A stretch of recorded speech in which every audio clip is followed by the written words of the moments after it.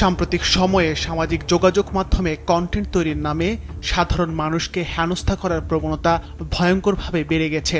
বিশেষ করে নারীরা হচ্ছে এর সবচেয়ে বড় ভুক্তভোগী।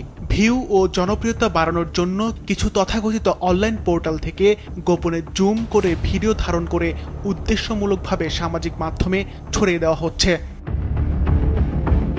সম্প্রতি এমন একটি ভিডিও সারা দেশে ব্যাপক আলোড়ন তৈরি করে। ভিডিওতে দেখা যায় আবুল কালাম নামে একটি অনলাইন পোর্টালের সাংবাদিক ঢাকা বিশ্ববিদ্যালয়ের মধুর ক্যান্টিনে গিয়ে গোপনে জুম করে নারীদের ভিডিও ধারণ করছেন।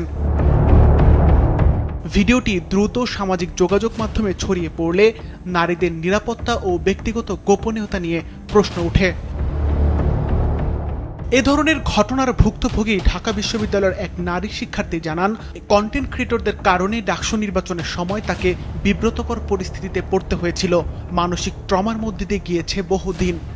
2025 সালে অনুষ্ঠিত ডাকসুতে কার্যনির্বাহী সদস্য পদে নির্বাচন করেছিলাম।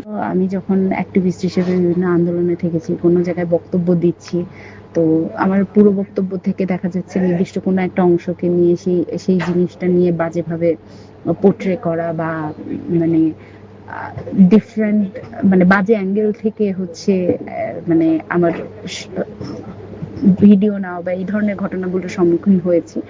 আমাদের জন্য জিনিসটা কঠিন হয়ে যাচ্ছে, যারা নারী হিসেবে রাজনীতিতে আসছে বা এরকম সবার জন্যই জিনিসটা একটা ভয়ঙ্কর বিষয় হয়ে যাচ্ছে।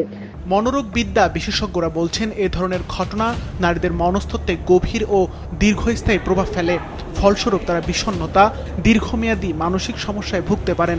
ভিডিও নেওয়া হয় বা কিছু করা হয় এবং এটা যদি ভাইরাল হয়, অনুমতি ছাড়া যদি ভাইরাল হয়, তা আমাদের শুধুমাত্র মেয়েদেরই না, যে কোনো মানুষের মনস্তত্ত্বের উপর একটা বড় ধরনের প্রভাব পড়তে পারে।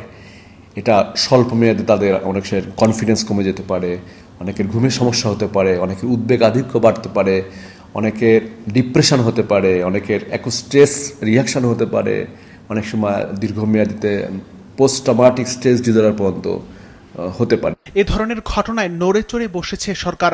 মঙ্গলবার সংসদে ডাক, টেলিযোগাযোগ ও তথ্য প্রযুক্তি মন্ত্রী ফকির মাহবুব আনাম জানান, কোনো কন্টেন্ট ক্রিয়েটর অনুমতি ছাড়া ভিডিও ধারণ করে সামাজিক মাধ্যমে ছড়ালে তার বিরুদ্ধে সাইবার সুরক্ষা আইনে তদন্ত ও দ্রুত বিচার করা হবে।